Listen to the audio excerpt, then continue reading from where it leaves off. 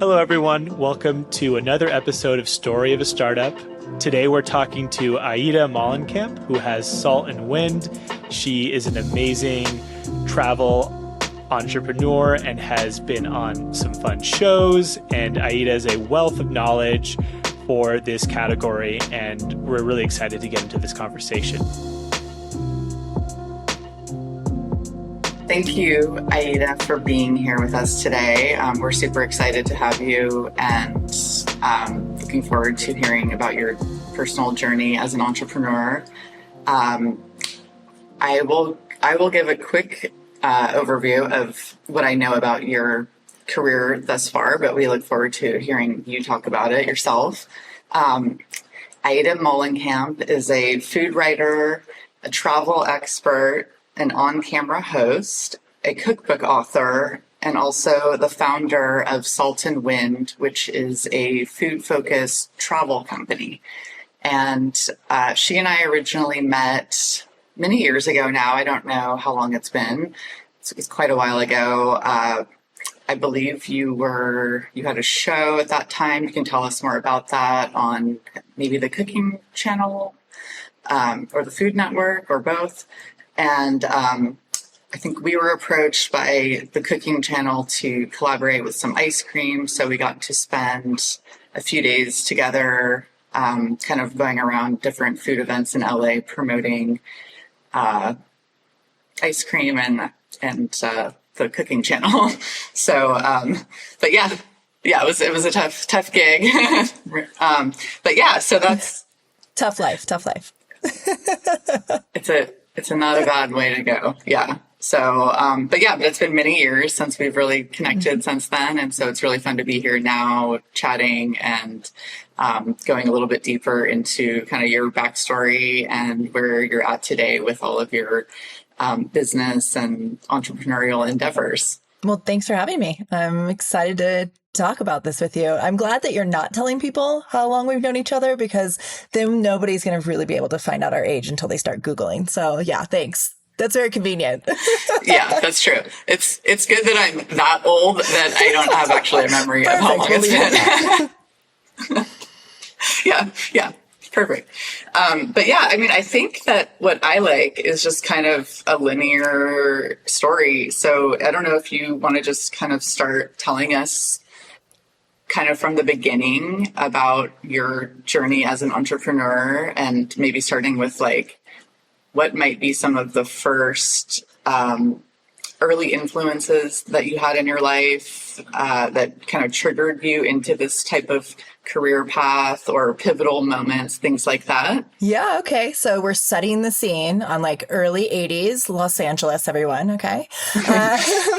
So yeah, I come from a huge Italian American family, grew up in LA. And when you all were talking and saying, hey, like, where does your entrepreneurial spirit start? Honestly, you two could tell me, but I would say it actually comes from having siblings, because you have to like sell things to each other to like either get on board to have a play partner, or you really have to sell that like that toy is not theirs and it's yours. So I think actually that's where I would say having 5 other siblings, that you definitely like learn how to sell and negotiate, at least that part of it. But if I really look back, I think, my grandfather was not around very long. I think I was like 7 or 8 when he passed, but he was this like big, imposing Italian American guy who jack of all trades, just like so lost generation, right? Like served World War II, Battle of the Bulge, like whole deal, and came back and was like, I am not messing around with time. I don't know how much I have, and started a bank and a butcher and a bakery and like all these things in this tiny little town. And when I look back, even though I was really young, I think he actually like pushed that onto all of us, to come up with your own thing, make your own way. And just like really that cliche idea that like you can achieve the American dream, because for that generation, that was a possibility. So I think that's where it starts. So let's go with that. That's where it starts. And so, and then also I just have always had very hardworking parents, and we all had to have jobs from a young age. So I started at 14 working in like a gourmet deli where I was born, and, down in Manhattan and Hermosa Beach. And at the time in the 90s, like we did not have things like that. If anybody knows LA and where Jessica and I, our old neighborhood, that Jones on 3rd is kind of the like de facto gourmet spot. And there was a place kind of predating that down where I lived. And I remember it was the first time I learned about Valrhona chocolate. And I was like, oh, the good things in life, the Lamborghini of chocolate. And so I think that kind of really was like a formative thing for me. Like there's this whole other level to this that, high quality ingredients, helping people like enjoy their day a little bit. And the person who started that was a woman in her early 30s, and she had kind of like bootstrapped this little deli. And honestly, I think being 14 years old and seeing somebody like not relatively all that much older than me, who was a fellow woman just getting after it, was really inspiring, like really, really inspiring. Yeah. And so then from there, let's see, I don't know. I like bopped around everywhere. I feel like I kind of followed in my grandfather's footsteps, where I was like, let's go into finance. Let's do this. But everything I look at across my career really is rooted in hospitality. And I think that's why I feel like, Jessica, you and I like clicked when we first met. And I think it's because of that. Like you meet your hospitality people, you all are after the same thing, whether that's like creating that delicious ice cream and creating joy for somebody and like that small bite they get, right? Or for me, it was like working in hotels. Like I got to, intern at the Hotel Bel Air and seeing how that really high quality hospitality and service could really make somebody's day. They could come in like, I just had the worst flight and this and that and the other. And then you put them in the right room and you give them the right ambiance, and they're just like, melt into the scenario and transformed. And I think I always was drawn to that. So yeah, long story short, I went to school for that. I went to the hotel management school at Cornell, and then came out of that and wanted to go into finance, because I will tell you how old I am. And I did graduate on the heels of 9/11, and there weren't many, it wasn't like a secure time for jobs. So as a result, I went out and I was like, okay, I'm going to go into hotel finance. And the whole time we'd go, the Bacara Hotel in Santa Barbara had just opened. We go in, they have like one of the best wine lists. And I'm spending more time in the wine cellar with the somm than I am like actually doing my job, walking the property and figuring out what real estate loans they should be getting. I was like, maybe this is a sign. All signs point to that. So from there, went to culinary school, worked at a food magazine in the Bay Area at a time that was just like, like the way that rock bands talk about it. Like there was this moment, and that was when like Twitter and social media started. So if this was the movie of your life, would that be like start of the montage at that moment? I think so. And I think we'd have to I'm going to say it would have to be like some cheesy song from MGMT, so that anybody in like the late aughts can refer to the time period.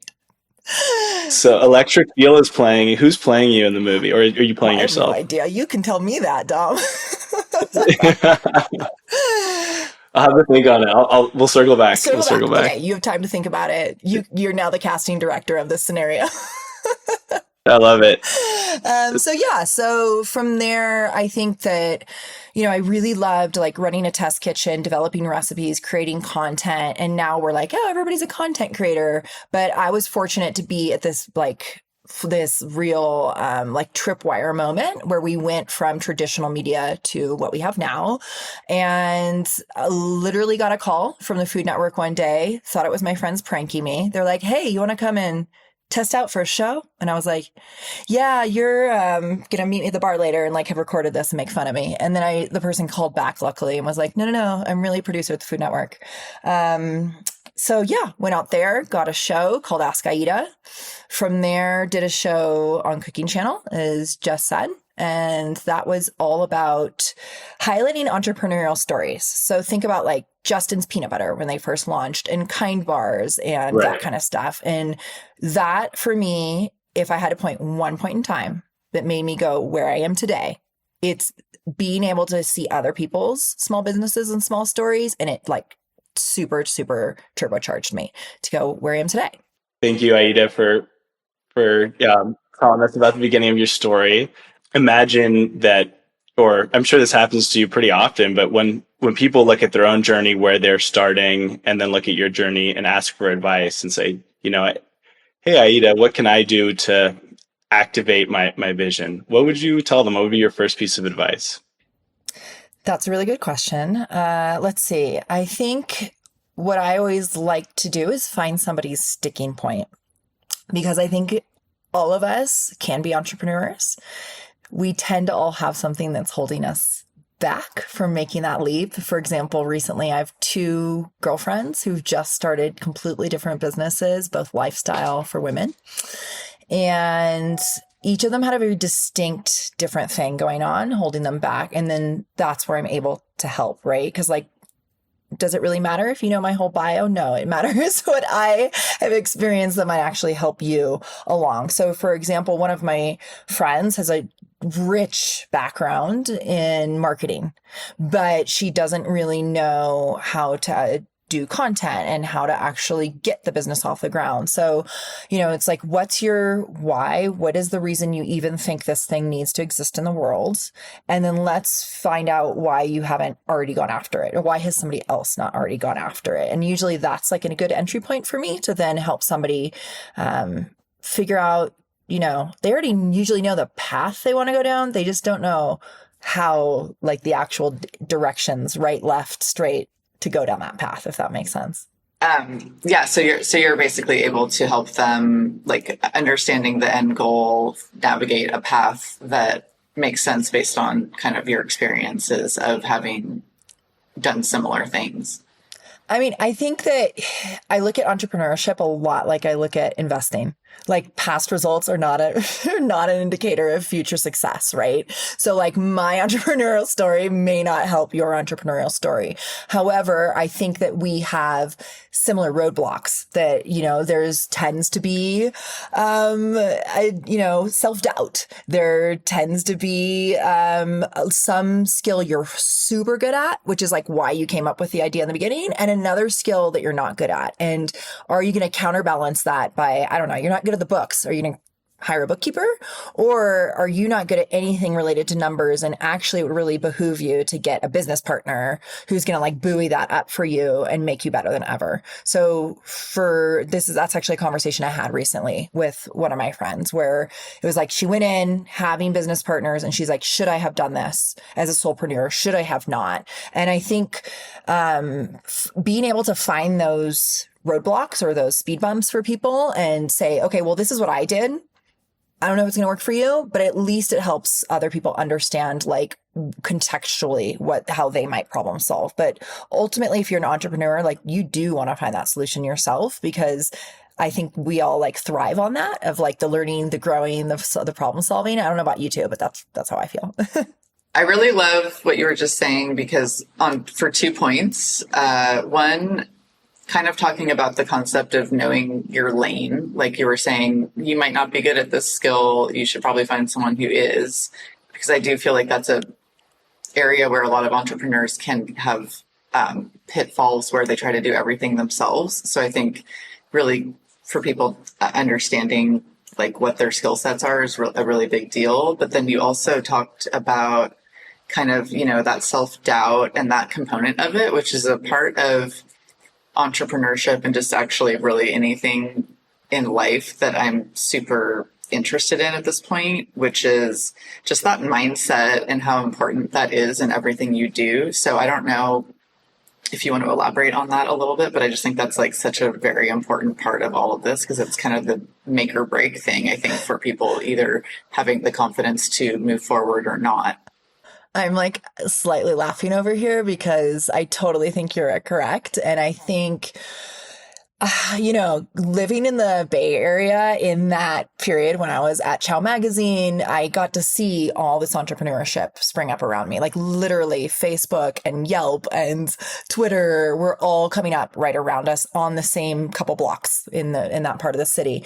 And so there would be these like block parties where, somebody's like, I just started this thing. You add your friends to it. It's called WhatsApp or whatever it was. And I think that you see somebody else like either funded or whatever like marker of success is. And so you're like, wow, I'm an entrepreneur and I'm feeling self-doubt, but that person doesn't have self-doubt. And then you realize, let's be honest, it's kind of the same thing that people who lived in LA see in Hollywood, where it's like a little bit of the fake it till you make it. And when you actually start getting down to brass tacks, you realize people have a lot of insecurity naturally, because to your point, Jessica, there's like all these things you don't know. Why should you? How should you? How could you possibly?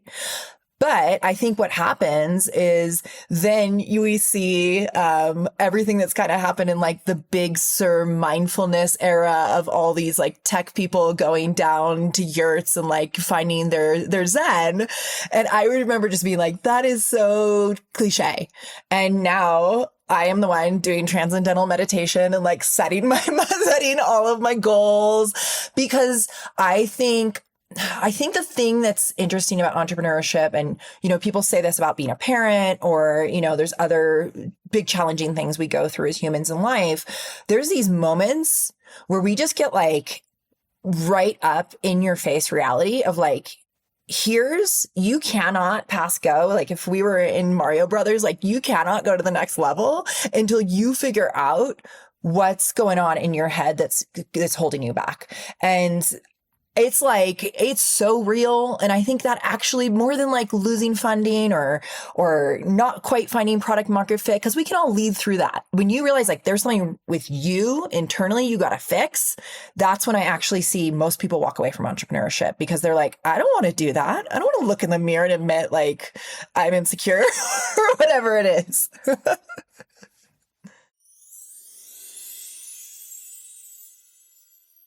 Of course, last time we had some technical issues, Aida, so we're very grateful to have you back. How's your summer been since we last chatted? Any exciting trips or adventures? Any interesting stories? I wish I had interesting stories. I've mostly been here in the Sierra, travel planning. We've been making a big effort to get our systems in place, which I know sounds like super sexy. But as anybody who has a startup will account for, it is something that feels really sexy when you start getting it done, right? I see Jesse, you're like nodding your head. That actually sounds so hot right now. That's my big news. How about you too? Pretty similar. A lot of trying to get systems in place this summer. It's been a working summer for sure for me. I haven't done a lot of fun, but like good sort of groundwork being laid and things getting handled. So it's satisfying in a way, not just, but yeah, I think it's always hard to figure out that moment and I feel like you would have a lot of insight into this with your background, but like, I feel like it's really hard to figure out that moment. It's like, when does something become a system and when do you wait to refine it? And I have a networking group I'm a part of, and the coach who's head of it was like, oh, the minute I do something more than once, it's a system for me. And I was like, oh, no, not for us. Like, we have to get it down, not perfect, but we have to at least agree that multiple people on the team would do it that way. And I think it depends on like what your industry is and what particularities you're talking about. But for example, for us, when we're planning somebody's itinerary, there are truths, like we have to do flights and hotels before we can move along on their journey. Right. But there's also things that are finesse of like, well, you want this experience and we need to get in touch with that person beforehand, what have you. So it's not as cut and dry as maybe it was for you at the gelato shop, because it's a little bit like every day we're making probably caramel gelato or whatever. Right. But yeah. Yeah, that's true. That makes sense. Yeah. So maybe let's dive in there. I'm super curious. I'm trying to remember to what extent we got into this question on our last call, but how did you identify this as like, okay, this is something that people really need, where I want to go on this have a fun travel trip with my family, with my friends, or by myself, and I want someone to give me that white glove treatment. Like, what was the aha moment for you? I think I've been fortunate that being an elder millennial, you kind of see like what worked for Gen X and for the boomers and is not working for our generation. And so it became really apparent to me as I started doing my various TV shows and content where we were traveling around and telling stories of locals that people were saying, oh, well, how do I go there? What do I do? Like, how do I meet that farmer or what have you? And so it kind of just revealed itself. And I think a lot of things in my career, fortunately, have revealed themselves. My business partner and I say sometimes they reveal themselves too early. And so we have to be really careful about, is this just something we're sniffing out? Like, we're sometimes truffle dogs and we can sniff something, but like nobody else smells it yet. And we're like, no, it's really great. So a perfect example of that is we started out with curated group trips for food and wine lovers. And one of the first places that we've always done has been Oaxaca for, I don't even know now, 12 years or something. And 12 years ago, I would have said for anybody in the food and wine world, oh yeah, like Oaxaca, definitely. All of us know about it. We're all already drinking mezcal. And it couldn't have quite anticipated that there would be like a 2-3x in popularity. And what I think that particular moment taught me is that if you're really niche the way that we are with like food and wine lovers traveling, right? And we only focus on specific places in the world, then you're going to be a little more in it than the general pop. And so that, and not anything against the general population, but like more to say, it is your responsibility to understand when something is all of the experts in your field getting excited about it versus when the general population actually is like on their radar and they want to be a part of it. And so for us, for Oaxaca, even though we've been planning there for years, I think it really took off around 2017, 2018, and then hit a whole nother level after the pandemic and to the current time. So I think sometimes it's getting, again, coming back to systems and ideas, like getting those things in place, saying, I think this is my ideal, but then also like trusting the market to say, we are ready for that. We aren't ready for that. And again, one of the things that's really great about having a niche audience, if you really nurture them, is they'll give you the honest, right? They'll say to you like, I don't want to go there. I do want to go there. I want to spend my money here. And I think really, really paying attention to that and nurturing those voices helps to then figure out which direction we're going to go in. That was a lot of different answers to one question. I feel like Sorry. I feel like I've kind of had that. Love it.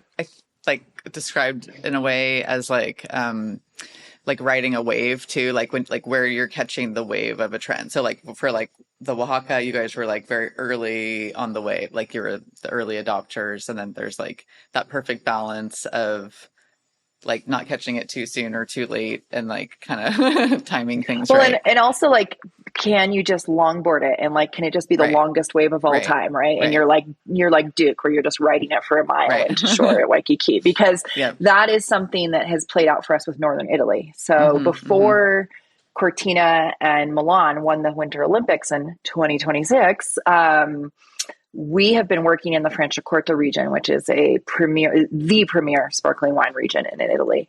And it's all but unknown to Americans. Unless you're a big wine nerd or big Italian wine lover, you're just not really going to know that area. But it's kind of like the Hamptons for Milanese. They go there. It's always been chic. It's always had great restaurants and things.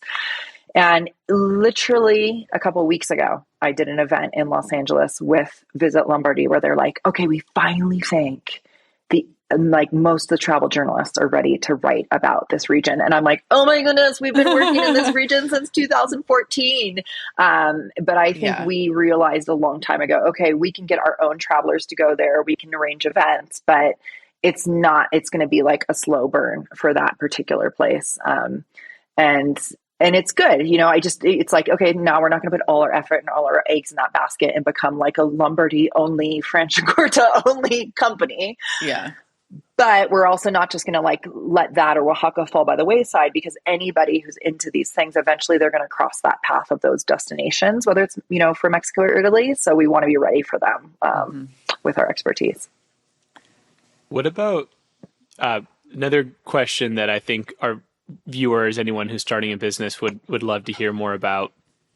but you spoke about your partnerships earlier and a little bit about operationalizing something and or creating or systems thinking. But what it is about your skill set that you wanted to have a partner for, or what is it that you seek and have been able to take away as this is a good partnership, or this is a partnership that hasn't worked for you? And do you mean partnerships like actual legal binding my partner in my business, or do you mean partnerships like brands and other, I don't know, places than people we're working with on the greater part of our job? Let's start with your legal binding business partner, but because I love brands, my work wife. Your work wife. Got it. Because I work with brands in my day job a lot, big CPG companies, and like the power of brand is so important. Brand is not dead, no matter what people try to tell you. I'd love to explore that question too, but yeah, starting with business partnerships. Okay, so curious business partnership, I went at it. So I think some part of it is what we talked about earlier, right? Which is when we previously talked, we were talking about like knowing yourself and being honest with yourself about what you are and aren't good at, and what's your zone of genius and things like that. And before I even knew those terms or had like gone down that path, I think I knew within myself, one, from like group sports to my jobs, everything I've ever done in my life, a constant has been in a group.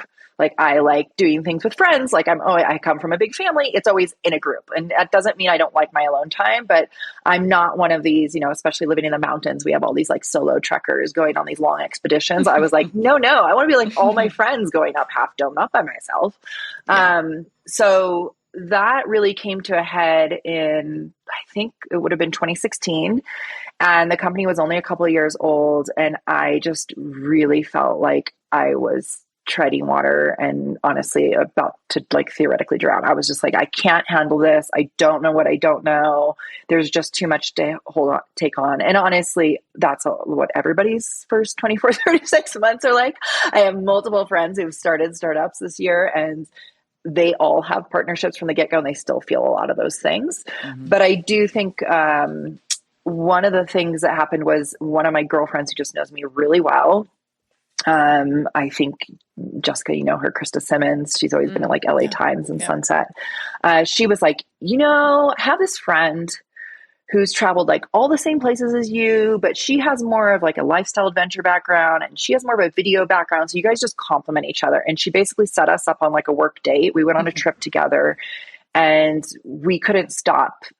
I hate this word, but like ideating of like, where do we take my business and what do we do together and what have you? And it just, it wasn't easy in the beginning because let's be real. You're like, wait, who owns what, who takes care of what, right? There's a lot of like legal, financial, and just like day-to-day operations decisions that have to be figured out, especially if you're not going from day one together. But I look back on it now and it could be something as simple as I have in-laws in town this week and knowing that if there's like a fire, she's going to be there to put it out, or knowing I can't find a solution to something, but her brains operate slightly different from mine. So the way her perspective is, it might bring a totally different solution. I can't speak highly enough to it now. Do you guys have different zones of genius? 100%. Okay. I am like the nitty gritty down to every detail. I'm going to find like every comment that's out of place. And she is really good at, she's the like social butterfly and like the people connector. And she's going to say, she can like sniff out a good partner in all forms, whether it's like a tour guide, a branded partnership. She just knows, like she has that gut instinct and she'll be like, that's who we want to work with. That's who's not. And I'm like, everybody's great. Let's work with them all. And she's like, no. That person's going to cause us a headache. And that's our ideal client. So she's really good at that. Yeah, that's awesome. It's huge. That's important. Interesting. So I'm sorry, I'm fixated on this thing you mentioned. So your in-laws are in town now. If there's a fire, your work wife's going to handle it. I love touching hot stoves, right? What do fires look like for you in your life? Like what is, when something goes wrong, what does that look like? I mean, after working in a kitchen and after, I don't know, my sister used to work for like a congressman and my dad was an ER doc. I'm like, really, what's a fire when you're in hospitality, right? Like I think especially I'm fortunate that I started my career working in enough 5-star and really good quality organizations that you're like, okay, no matter, it could be some major A-lister having a breakdown and you're like, really though, like what is really going wrong here, right? So we're fortunate that there's not a lot of major catastrophes. Particularly, I hear horror stories from people who have more adventure related businesses where somebody is like, you can fill in the blank. They're like bungee jumping when they shouldn't, or didn't sign a release or whatever. Oh my God. I think the biggest like headaches and like fires that will pop up are mostly having to do with a client who's indecisive, and then they get on the ground and they change their mind and they back out of a commitment they made to one of our partners. And there's a moment where we can become more protective of our business partnerships than we are with the individual client. And so we will actually weigh the cost benefit of saying, okay, and fortunately we haven't had somebody who's like horrendous client, right? So knock on wood. We're pretty good at like checking out who our clients are before we partner with them. But if somebody were, there's one person in particular I can think of last year who was belligerent to one of our drivers. And I was just like, I honestly, I got on the phone with her. The local person got on the phone with her who was that driver's boss. And we both were just like, we're in defense of the driver. You cannot treat other humans this way. I understand she had a lot of things going on in her life that were particular to probably high stressors. We'd even told her before she went on the trip, I don't know if you should even go on this trip right now. You have so much going on in your life. It might not be enjoyable. Lo and behold, it wasn't. And then nobody could control this. There was a wildfire in Italy in the area she had gone to. And she was like demanding that we all be on the, on basically call to tell her where the forest fire was. And I was like, none of us are in your villa. We can't tell you where the forest fire is. The host can tell you. And she wouldn't pay her villa host. She wouldn't pay her driver. And it's the first time we ever had to go to Amex and just be like, X amount has to go on this person's card because we're going to ruin this relationship with the vendor. And fortunately, in 15 years, we've never done that. So the credit cards had our back, our partners had our back. And it was just like, sorry.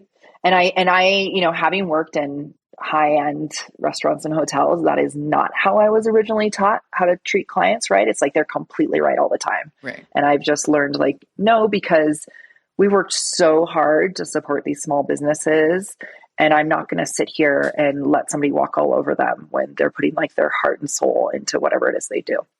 Yeah. Amen. Seriously. And I think that dovetails nicely into the other side of that question. It's your partnerships out in the world, right? How your brand is showing up with some of these small businesses. I think, Jessica and I would love to hear more about that and how those relationships are fostered. I mean, it really speaks, I think, a lot to the, as you said, in the 15 years, that only has come to almost a head once of just how strong some of those relationships are. Yeah. Well, there's kind of two levels of partnerships, right? To your background of CPG, we definitely have these like brand partnerships. These days, they're more with tourism boards or a hotel chain or something like that. And the reason I mention those is because, for example, the Visit Lombardy, that's a move for us to frankly get kind of press without us having to have an internal PR team, because you have to be honest with yourself. My sister's like PR guru, and she's always like, somebody will come to me and I won't take them on as a client because they don't have anything press worthy, right? And so you have to be honest with yourself when you have a startup. Launching is a press moment. Creating a new product that is completely innovative, or a partnership like, I don't know,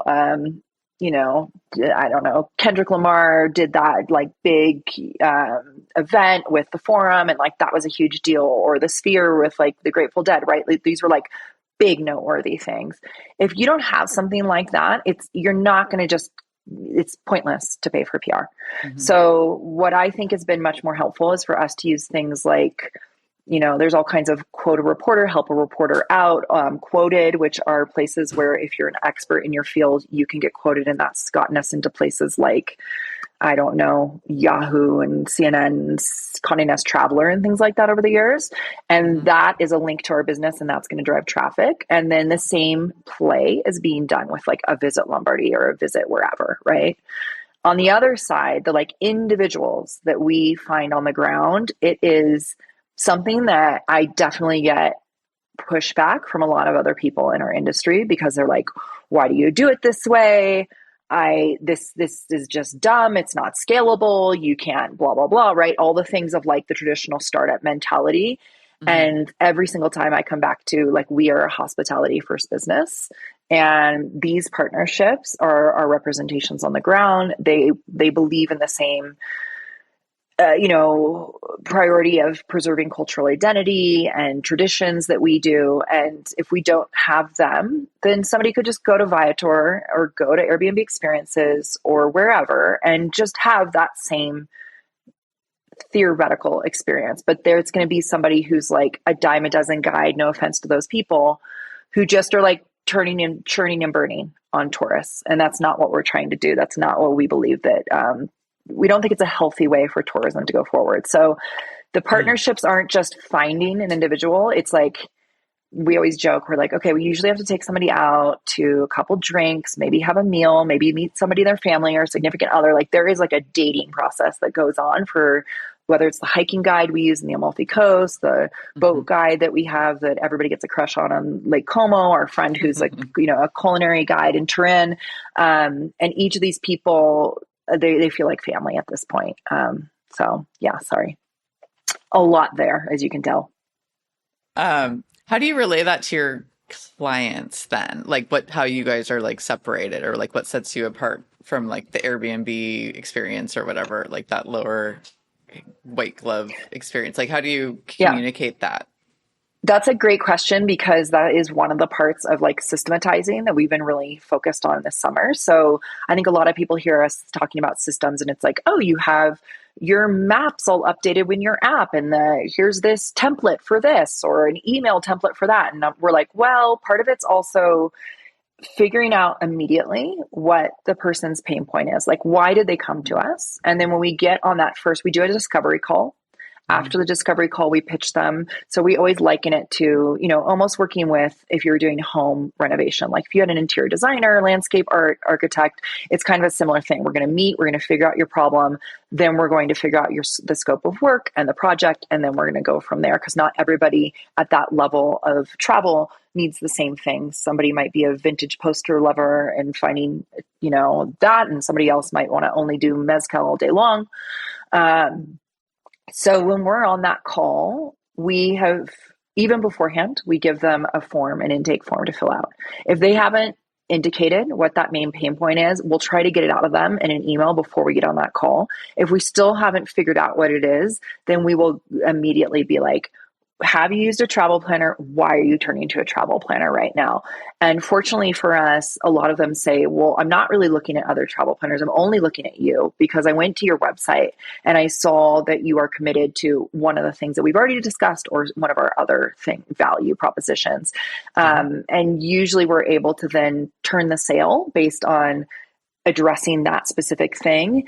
And then everything else, hey, you get an app, hey, you get one-on-one support, hey, we have all these on the ground connections that are hard to otherwise know about. That's all icing on the cake. So it's really, really important to us to figure that out first. And the main pain points are going to be pretty obvious ones. Like, I would say the number one we get is, I'm usually the travel planner in my family friend group, fill in the blank. I don't know this destination well enough to do that, or I don't have the time, or I am concerned because I keep seeing the same junk all over TikTok and Instagram, and I want something special. And so I want to turn to experts. And so then we lean into that expertise. Is it right to say that like travel planners or travel agents or whatever different terms, like, has that been gaining popularity again, where I feel like it dropped off a lot for obvious reasons? But yeah, I was hearing that recently. And so that's like another area where you guys were sort of like very ahead of things. So yeah, you're right. So essentially what happened is most of Gen X hasn't used travel planners. Right. We, just to clarify, we don't consider ourselves travel agents, but travel planners. A lot of people use the term interchangeably. The difference to us is that a travel agent is going to just do your bookings and that's it. And they're going to like take the commission.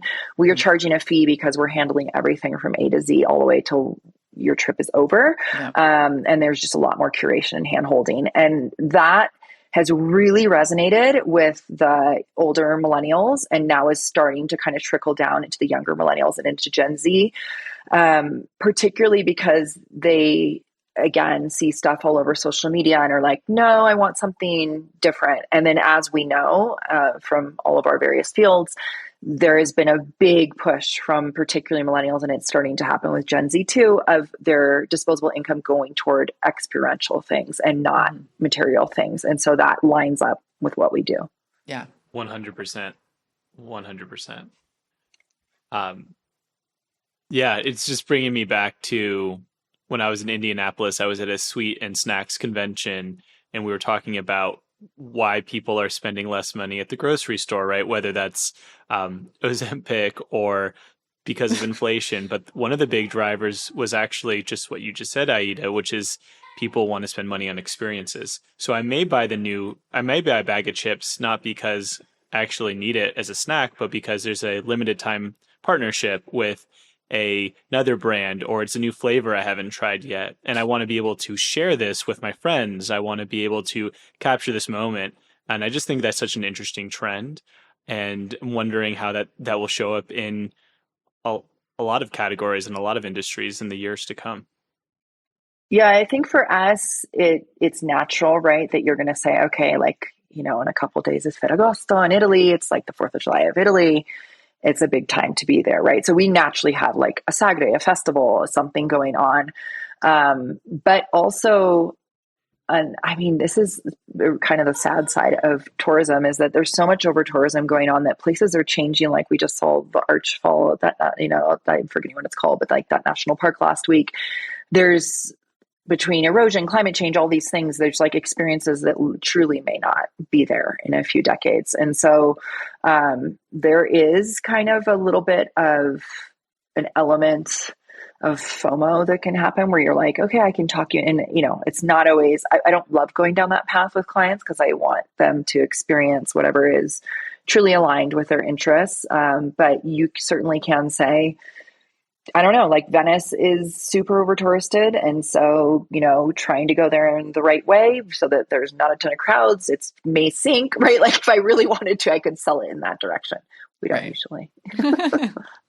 Yeah, that's interesting, because I know that it's specific to your industry that there's been a lot of protests, I think in Spain, related to Airbnbs and over tourism. And if I'm thinking about that market term, that's more brownfield, right? It's like the field that everyone's been to. What new regions are you looking towards? I know there's Northern Italy is kind of seeing some time in the limelight, but any other places that you would say, hey, this is a bit untapped? What are your predictions for the next 10 years? Yeah, what your predictions? Where will be the hot spots? The new will hot spots. I will say something about Airbnb really quickly before I answer your question. I'm not trying to evade it. Let's dunk on them.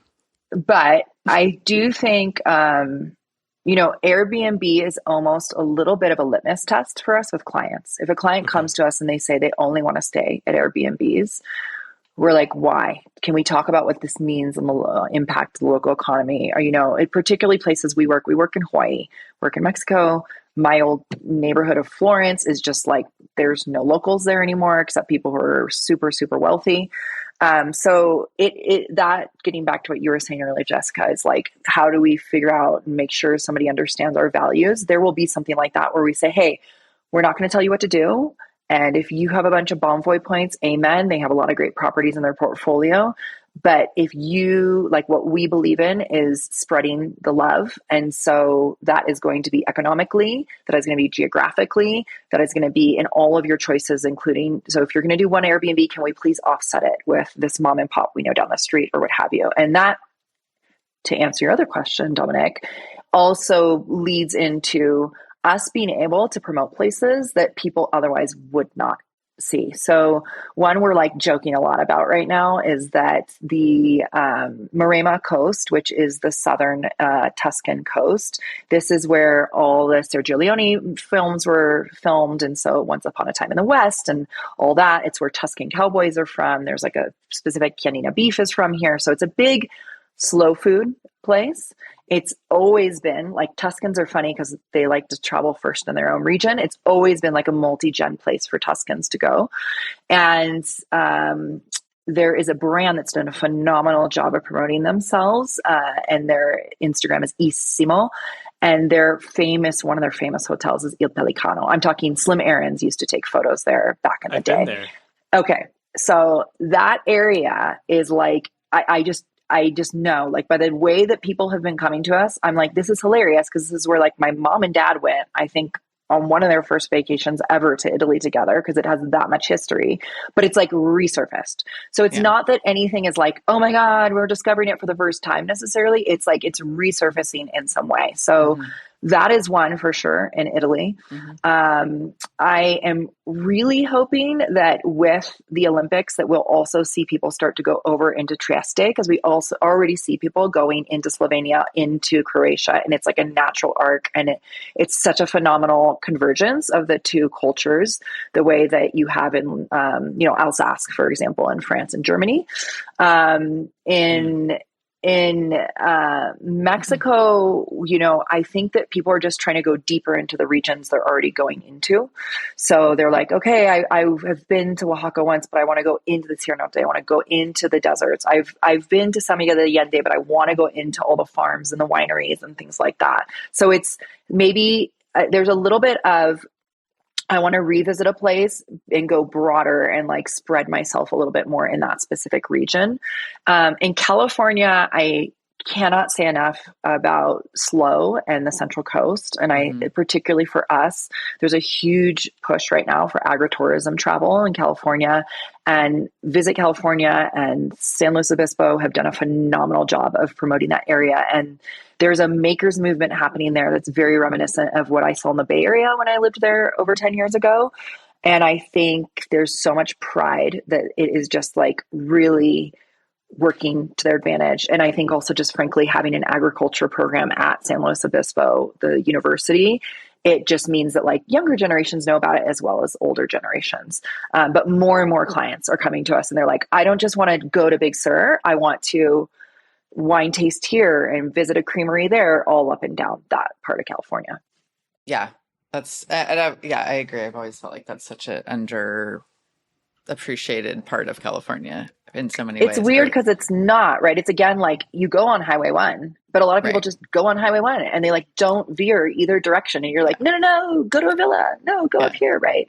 And that's actually something we see a lot on Big Island, is that people only go to Kona Coast, only go to Volcano National Park. And we're like, here's all these farms, here's all these inns, here's all these cool beaches. So at the end of the day, what the real theme is to me and the trend is anybody who's responsible in travel is looking forward to how can I spread, again, economically and spread people out so that it makes sense for everybody and it isn't putting strain on just Barcelona, but like all of, people could be going up and down the Pyrenees over there. Like we almost never put people in Barcelona. We're like, hey, let's have you go to Girona, go out to Cadaqués, come up into and honestly, most people want to see those places that are not just tons of cruise ship tours with the little flags walking around everywhere, Yeah. So I'm curious on the subject of scaling. You mentioned that there's conversations you've had where people are saying that the way that you're systematizing now, the way that you're operationalizing now, some people are saying that that's not scalable. But I think that what I'm hearing is that you're setting up a far more sustainable system, right? One that has these deep relationships and roots, and that's able to really provide that bespoke experience, high value to your clients. But I think that's an interesting question. I mean, scaling from the perspective of how are you seeking to continue to grow and evolve your business as an entrepreneur into the future? I guess is where I'd like to go with that question. It's short-sighted to say that somebody who works in our field cannot scale doing what we do. The reason I say that is most people assume that what I'm going to turn around and offer again to my client is the same exact thing. Let's now go to France and do this. Let's now go to Spain. But that's not necessarily what I need to provide that client, is it? It could be a retreat somewhere. It could be a brick and mortar hotel or a restaurant or a store. We have a lot of people, for example, who've asked us to help them import goods from the various places we come in. I'm never going down that path, but that could be a path. And there's also some technological plays I won't get super specific into, that having a brother and husband who are both in app development, we have talked extensively about, that we think this reminds me a lot of my first industry that I ever worked in, which was in real estate finance, specifically for hotels. And at that point, you would just be like, the POS is old school. Like everything is so old school in the way they're doing this. And now that we've been in this long, I'm like, this doesn't make sense, and that, and you'll have a CMS over here that doesn't speak to your newsletter, and then that's not speaking to how you're actually putting the app together for people travel planning. You can see where I'm going with this. So there's a lot of intelligence that could come together across the various steps of the job we do. And then, maybe there's a SaaS solution or a B2B solution or something like that. So no, I'm not necessarily going to keep going back to you, Dominick, and be like, no, this year, come with us to Africa and this and that. And so that's how some travel agents make their money. We're fortunate enough that we nurture people and we say, hey, what friends do you have? And some people will come to us and say, not only does my friend want to go to Italy, but I just want to travel with you everywhere you do work. And can you expand to all the places? And maybe someday we will add on more markets. This year we added on Switzerland, and it's been a great success for us. Like, people are so happy that we already had France and Italy. Oh my gosh, I can go to Switzerland with you too. Great. I can just add it in there. But I think that there's too much just like human capital that's necessary to do the travel planning we do and just try to like take over the world and only have that be the way that we scale. Mm-hmm. And I would imagine there's like plenty enough business by focusing too. It's like you don't always have to like involve everything and everyone at every point. Like it's like you can have your focus, and there's plenty of money and work to be done like within a focus. The way you're describing it too, it's kind of like reminding me, it feels almost like there's like a life coach element to it or something. I was thinking therapy at first with like your clients, but then I'm like, no, it's more like a life coach where you're like, what are you like helping them like reveal what they really want to be focused on, and like making it really about their experience, like you said, rather than just like, we have this great package. It's really easy for me to hand it to you and like send you off, but that's not what you're doing. It's like it's really cool because it's like you really get to like dig in with what they're hoping to experience or see or whatever. And that's nice, and like guide them through that process. So, yeah, I mean, that's currently how we work for sure. And again, that is like, people look at it and they're like, why are you doing it this way? But then we have people, I mean, like a family just recently went to Italy, and their plane was late, and then their daughters wanted to go to Taylor Swift the first night. And I was like, this is just really not realistic. And one of our on the ground partners, who does not work full time with us, like single-handedly went, picked them up at the airport, took them over, not a driver, just like one of our tour guides, was like, if I were in your position, I would want to make sure my daughters got to Taylor Swift, and like hand delivered the girls to Taylor Swift concert on the outskirts of Milan, and then came back into town. And they were almost in tears. They were like, I can't believe somebody helped us to that level. And I'm like, well, it's because everybody we work with like cares. They actually care. You are not a number to them. But I was smirking earlier because we have, hourly consultation. Everybody in our industry does. It's not our favorite thing to offer because we don't feel like we give you all of, our best. We're not really showing all of our best cards doing that.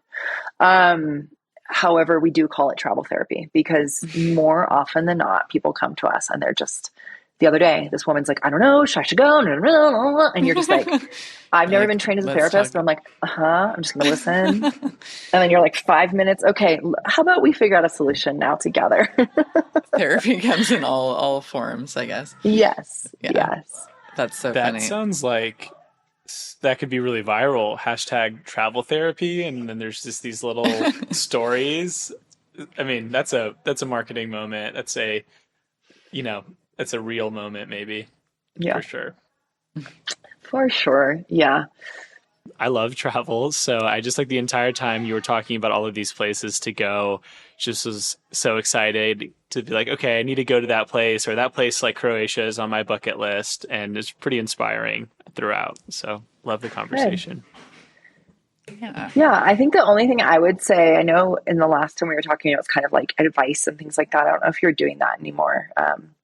But I would say the only like big piece of advice I've had to remind myself day in and day out in 2024 is you're right, Dominic, it is. Every day is like, here's a new startup because here's the new problem we're solving. And it's very easy to like glom onto that mentality and just therefore be in a constant state of whatever you want to call it, like a cortisol spike or whatever, like the current trend to get cortisol face, right? But really, I think for me, I made our team at the beginning of the summer start tracking all of our hours. And I was like, did you have to work that many hours? Were you supposed to, like, really? And I almost am like celebrating when they're able to have like a 32-hour work week. Cause I'm like, look, if you're performing like A+ work, and I know there's plenty of startup people have talked about this, but it's like, you can't really even have that conversation until you're far enough along that you know how your company works and that you're successful enough to even breathe. But once you start having that moment to breathe, just reminding yourself, okay, it's not cool anymore to like sit here and work the 100 hour work weeks that I was doing for years and years and years in the beginning, right? And I certainly don't want to hire on and have other people think the only way you can have success here is by working those kind of hours. Instead it's like the only way you can have success here is by being committed to, providing the best customer service you can and excellence and having the same core values as us. And doesn't matter if you're working, however many hours you're working, as long as you feel empowered and you feel respected and you feel passionate about what you're doing. Because otherwise, like, what are we doing here? You could be doing any job, Right. Clocking in. Yeah. You're right. Yes, advice is still a big part of it. And I think it comes across in some of the anecdotes as well. But if there's any other advice like that, just like straight up that you feel inspired to share, would love to hear some. And yeah, getting a chance to breathe is important. I thank you for pointing that out as a reminder. I think maybe that's why I'm feeling a little run down now. It's just I've been hitting it hard for a little while. Yeah, we're all guilty of it. Yeah, it's the whole like starting something. It's a marathon, not a sprint. It's like such a basic analogy, but it's just like you have to pace yourself. You have to take breaks. You have to remember to breathe. So, but we all forget. Well, and I think it's important to do whatever. There's all kinds of systems for this, but as a team, whatever your team is, right? It could be like you and your pet, I don't know, whoever it is at that moment that's supporting you, but like having a moment where you stop and you're mindful about like, what have I accomplished? And we hit on this before a little bit, but I think a lot of times people say, okay, I need to have all these things done in order to launch. And, a lot of those things you don't need, right? Like my girlfriend who just launched this awesome menopause community. She wanted this and that and this. And I was like, need is a landing page and a newsletter. That's all you need. And you need to show your expertise on that newsletter and get people excited and listen to them and get feedback. And then when you get some traction, start launching the actual website with the community. But you don't need to launch with like absolutely everything. Sure, 100% you can do that. But like reminding yourself of whatever that minimum viable product is when you're launching. And I know it's like something people have been doing for years, but I think it's easy to lose track of that when you're actually in the moment, right? Like these friends who have started startups are like, I have to do this big brand partnership and that there. And if I don't drop this product and blah, blah, blah. And I'm like, okay, just stop, look back, look at the fact that this concept business didn't even exist 6 months ago and you've come here. Now stop and look at like, what is the thing logically that needs to be the next thing to go forward? And it doesn't need to be the perfect logo and the perfect brand color and the perfect brand partnership and 100,000 million Instagram followers, right? It can just be something small. Like today, I'm just going to like have this rad conversation with somebody that's going to push the business forward. I think about that from the concept of like a minimum viable product. You were talking about your brother or your husband do app development. It's like to get that investment into this new app, it's like if I could, you don't need to create the entire app because how are you going to get there, right? It's just like draw it on a piece of paper. Like, what does it do? Like, how can we visualize it? Jessica, something that you do with startups, I know is like creating that deck to get like the personality of like, what are the kind of core components? And I think that's so smart. And it's definitely a good tool that entrepreneurs everywhere should use. Thank you so much for your time. Aida, if there's like any shout outs you want to do, if you have a new cookbook coming out or, anything with your website, when we post the episode, we'll post, your website, and we'll post, the social media handles and all of that. But if any other like ventures you want to take a second to mention, I definitely want to make sure there's space for that. Thank you. No, it's just our good old travel.saltandwind.com. And we're just always game to like hear from people and what, I'd love to hear from your audience. And if they like our service or want to learn more about it, I'm all game to tell them more about it. Awesome. Schedule a travel therapy session. Exactly. I'm right here. Hashtag travel therapy. Yeah, thank you too. And congrats on Story of a Startup. So I'm excited to hear all the various episodes. So have a good one. Thank you. You too. Thank you all for listening to our conversation today. I love talking to Aida about all of the amazing places that she's traveled and how she is transitioning her work from just a grind mindset to kind of reaping the rewards and making sure that her company has a great work-life balance. That is always so nice to hear, and looking forward to following Aida's journey. Reach out to her as you plan your next vacation, whether it's in Italy, Mexico, California, or somewhere that you haven't traveled to yet. Again, please reach out to the show with comments, feedback, and suggestions. We'd love to connect with your network and chat with entrepreneurs that you're passionate to hear from. Okay, until next time.